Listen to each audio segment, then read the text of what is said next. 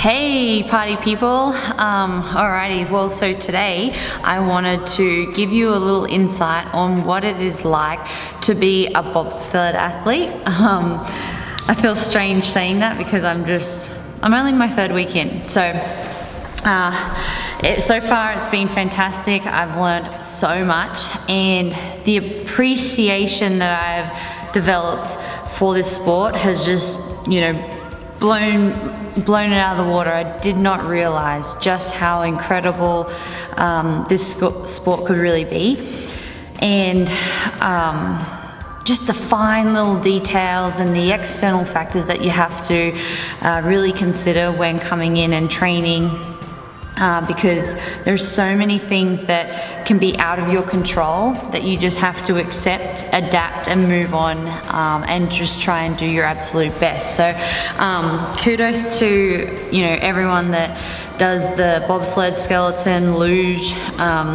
It is honestly such an incredible sport. I think as a beginner and prior to coming into this sport, I definitely appreciated how fast people go down the track, but never did I realize to the full extent of how much detail really goes into it. And I think it's safe to say that's with every sport. Until you actually physically do it and live and breathe it, you don't realize all the fine little details. Basically, it's a two-man sled, so females don't actually do four-man sleds, for a lot of those people out there that were asking if I was doing two-man or four-man. So that's only for males. However, for females and also to qualify for the Olympics, you have to have a monobob, which is a single-person sled where they push and they drive by themselves. And so that's separate. Now we are in the ice house. And if I flip this baby around, this right here is our sled that we push. This is the ice house. So we press this button and it makes this big red button. And that's 60 seconds to slide. And then we push and go as fast as we can. And then more, let me see if I can quickly run up here.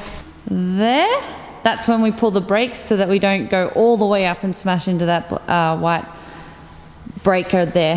I have to mention, our season looks very different to a typical season. Right now we're in a bit of a training camp, so we're actually not racing. There are currently races happening in Europe, and so you can actually tune in. James Newbury is actually a part of those races for the male two-man, and I believe they may even be doing four-man as well, but we're just really playing catch up. Myself and Peter, the other new brakeman, we are obviously still learning, and we're getting so much ice time that we're learning so much on a daily basis. I think it's very valuable, but I am intrigued to see what a typical season does look like.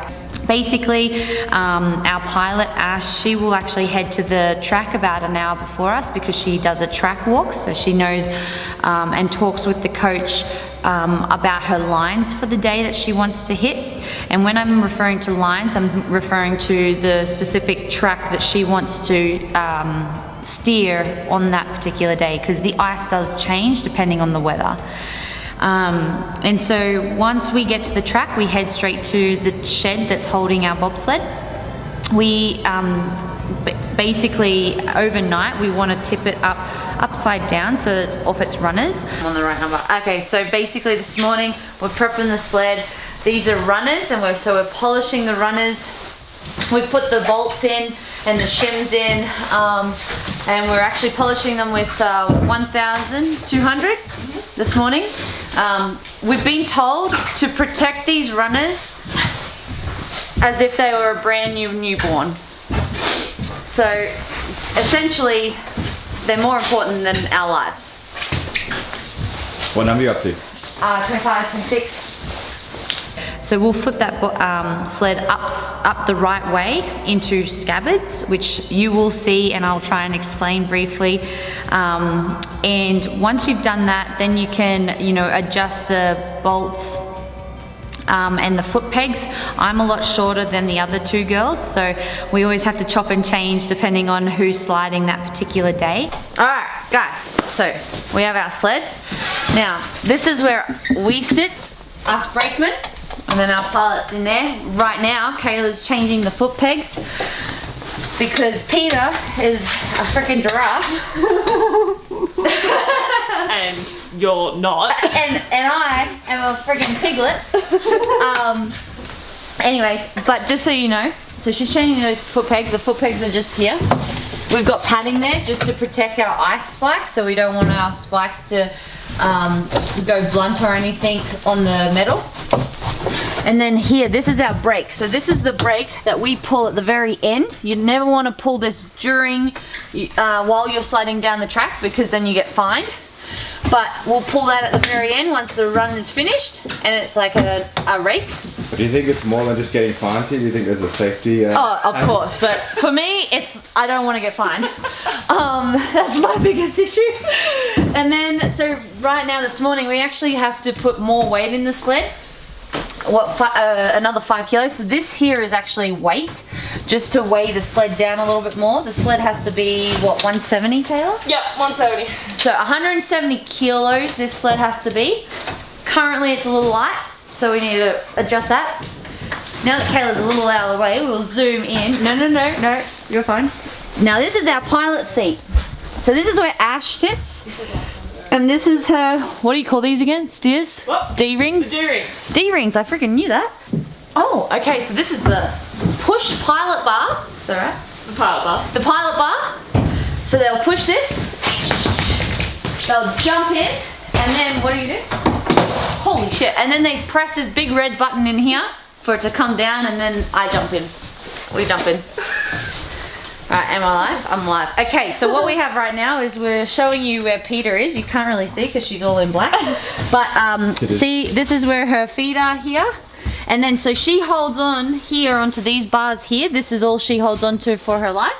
And her head goes all the way down, down, down, down, down. And holds on. Sorry, I kind of lost train of thought and I didn't know what I was talking about then. But once we've got it up in the truck, then we head up to the very top.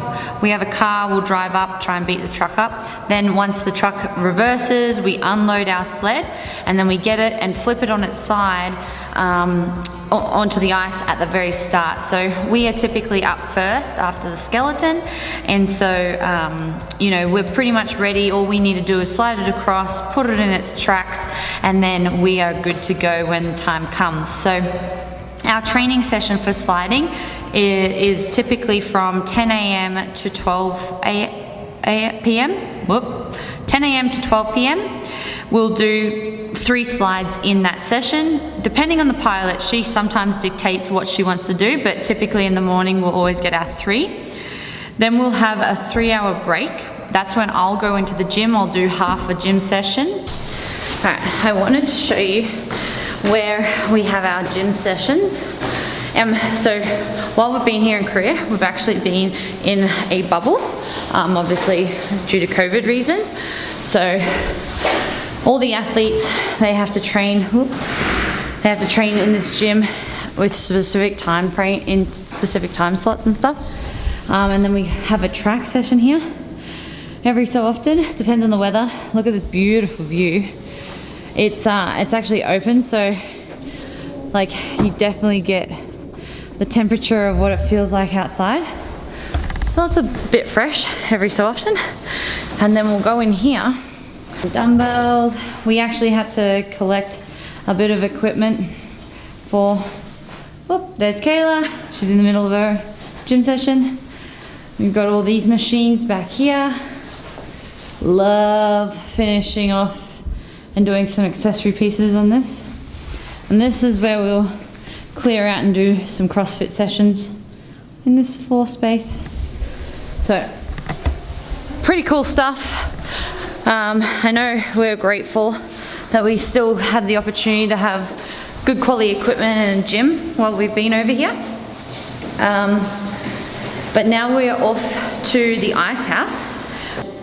And at 2 p.m. I'll head down to the ice house, and the ice house is where I pretty much can learn and, you know, keep improving on my push technique and also speed and power. So really focusing on that hit, so that when we do our starts, you know, I'm definitely helping the team and doing my job, because the start, that's my job as a brakeman, and you know, the better the start, the better the run is going to be. So we spend some time in the ice house, then we come back, we get ready for a second session, which is another 3 runs down the track, and that's going to be from 4 p.m. to 6 p.m.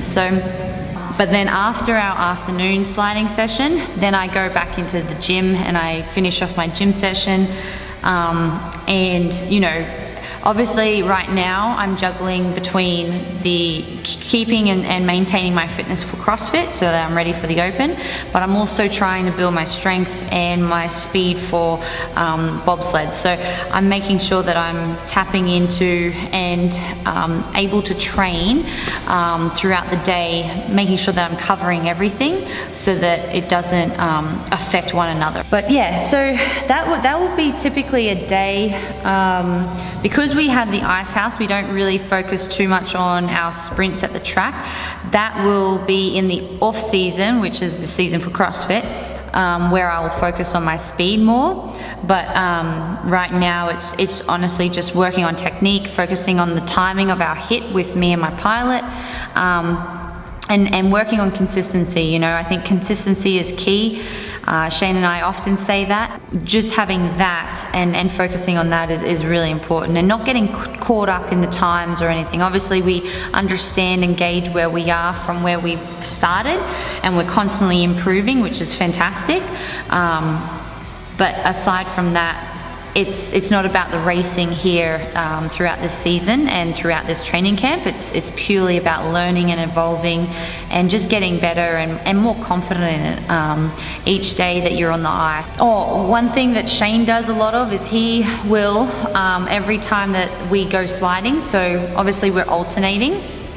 So one person, and like, so the pilot and the brakeman will go and do the first 3 in the morning, and then they'll change brakeman in the afternoon and just keep cycling it through there. So when we're not sliding, the other brakemen aren't sliding, we actually go down the track, and the track is just over a mile long, but we'll hit a corner each, and then we'll film how they exit out of one corner and go into the entry of another, and that gives and helps the coach and the pilot understand what line they were taking, and it allows you to have a lot more feedback. But I have explained that through there. I hope that you guys enjoy seeing what a day in the life of a bobsled athlete looks like. And you know, along this journey I'll try and share as much as I can, because I just think it's very fascinating, and I think it's something that, you know, people can really appreciate. So enjoy. Any questions, please comment below, and yeah, I hope you enjoy the ride.